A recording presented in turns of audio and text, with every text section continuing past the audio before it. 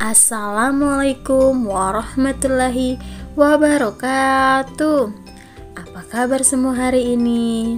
Alhamdulillah baik semua ya. Oke, sebelum memulai pembelajaran hari ini, mari kita awali dengan berdoa dulu agar apa yang kita pelajari hari ini dapat bermanfaat.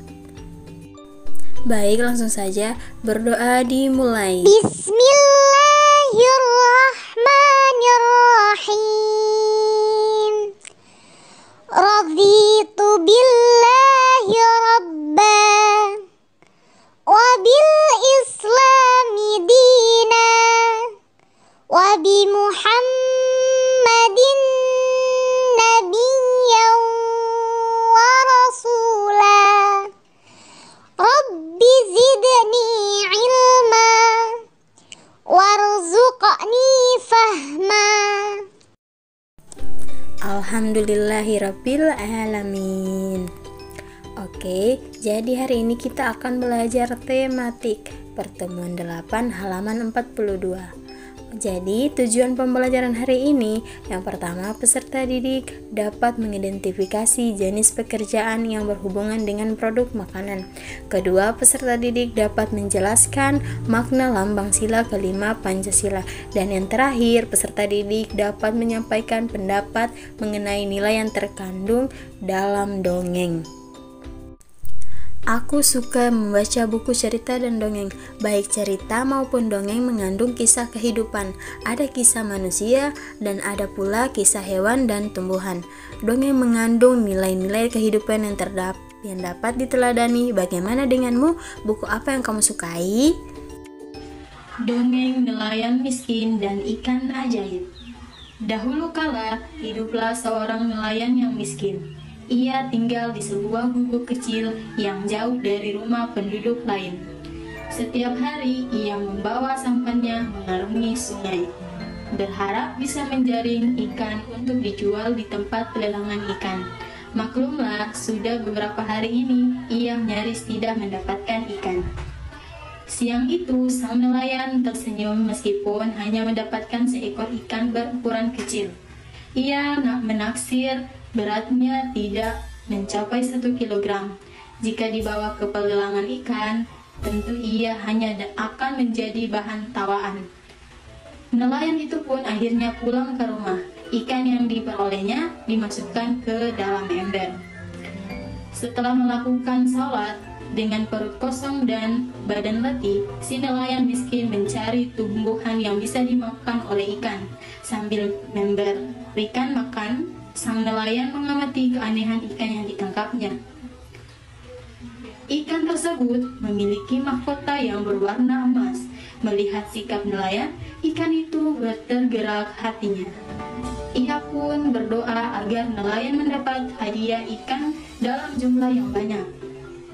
Nelayan yang hidup sebatang kara itu kembali ke sampannya. Meskipun hari hampir malam, ia bertekad kembali ke sungai untuk mendapatkan ikan. Seperti biasa, ia memeriksa jaringnya terlebih dahulu sebelum berangkat mencari ikan. Betapa terkejutnya sang nelayan saat melihat ada banyak ikan di jaringnya. Entah dari mana ikan itu datang. Ia sempat menengok ke kanan dan ke kiri, tetapi tidak seorang pun yang dilihatnya. Alhamdulillah, Allah Subhanahu wa Ta'ala mengabulkan doaku, kata nelayan itu.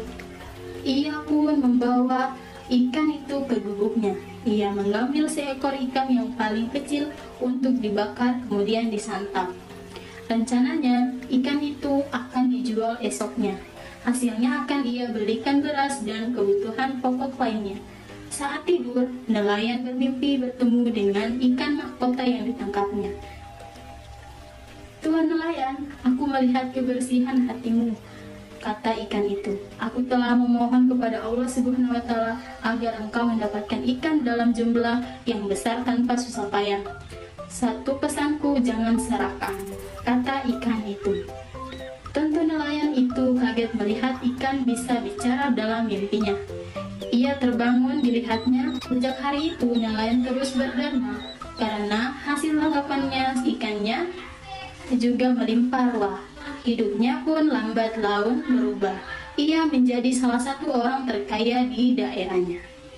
Baik, setelah kalian membaca dongeng nelayan miskin dan ikan ajaib, apa ya kira-kira nilai yang terkandung dalam dongeng nelayan miskin dan ikan ajaib? Nah, jadi nilai yang terkandung dalam cerita dongeng tersebut adalah selalu sabar dalam menghadapi masalah, tidak boleh pantang menyerah, dan kita harus saling berbagi sama orang yang tidak mampu, selalu rendah hati, dan tidak boleh sombong. Nah, berikutnya dongeng nelayan miskin dan ikan ajaib memiliki latar tempat. Salah satunya di tempat ikan atau TPI. Latar adalah bagian cerita atau landas tempuh yang mengacu pada masalah, tempat, dan waktu terjadinya peristiwa, serta lingkungan sosial yang digambarkan untuk menghidupkan peristiwa.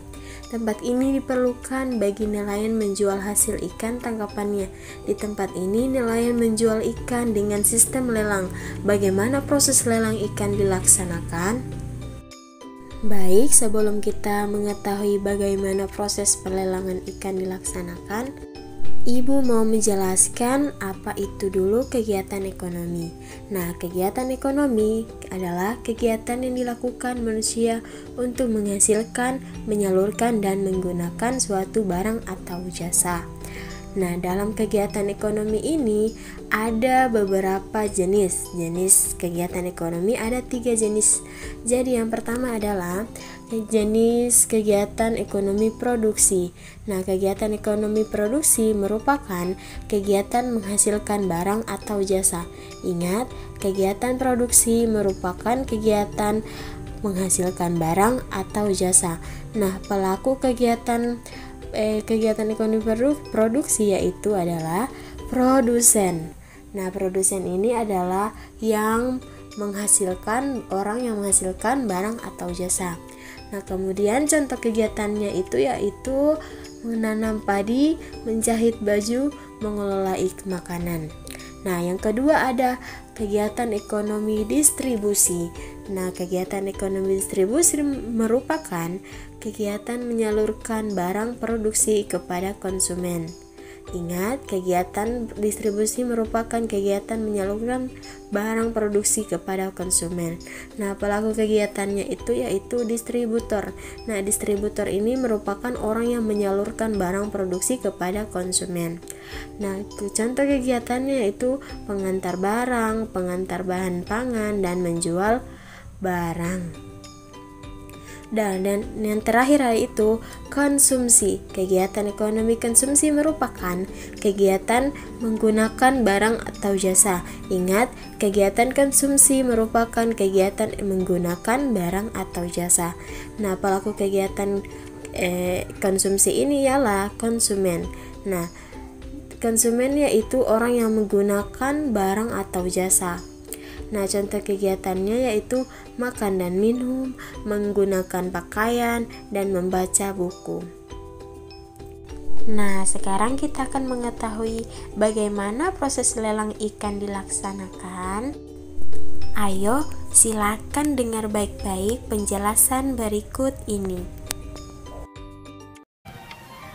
Pertama-tama, nelayan akan menangkap ikan di laut.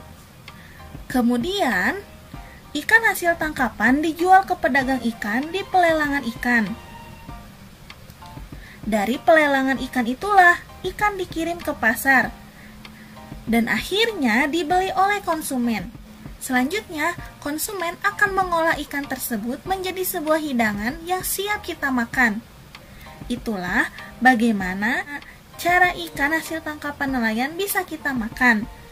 Berdasarkan ilustrasi berikut, maka kegiatan nelayan merupakan kegiatan ekonomi dengan jenis produksi karena nelayan mencari ikan di laut atau menghasilkan sebuah barang. Lalu kegiatan jual beli dan distribusi barang merupakan jenis kegiatan distribusi karena kegiatan tersebut mencerminkan proses distribusi dari produsen kepada konsumen. Selanjutnya, kegiatan ketika konsumen sedang mengolah ikan yang telah dibeli termasuk jenis kegiatan konsumsi. Nah, jadi adik-adik sudah tahu kan bagaimana proses lelang ikan dilaksanakan? Nah, selanjutnya kita akan belajar tentang ketentuan hak warga negara Indonesia tersebut sesuai dengan sistem ekonomi Pancasila. Ekonomi Pancasila adalah sistem ekonomi yang dijiwai ideologi Pancasila.